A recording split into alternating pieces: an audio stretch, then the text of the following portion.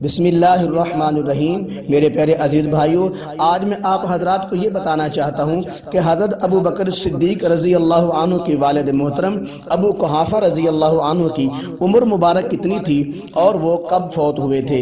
نبی کریم صلی اللہ علیہ وسلم کی نبوت کا آفتاب جب فران کے پہاڑوں پر طلوع ہوا تو اس وقت ابو قحافہ رضی اللہ عنہ کی عمر مبارک تقریباً 70 سال تھی۔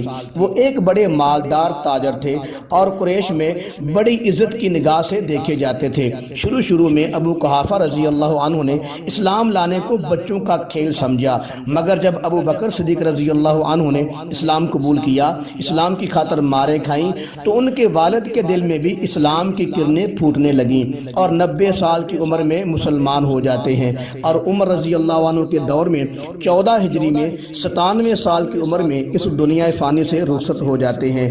ابو بکر صدیق رضی اللہ عنہ اپنے والد ابو قحافہ رضی اللہ عنہ کی زندگی میں ہی فوت ہو جاتے ہیں، تو معلوم ہوا ابو قحافہ رضی اللہ عنہ نے اپنے بیٹے ابو بکر صدیق رضی اللہ تعالی عنہ کا صدمہ بھی برداشت کیا تھا۔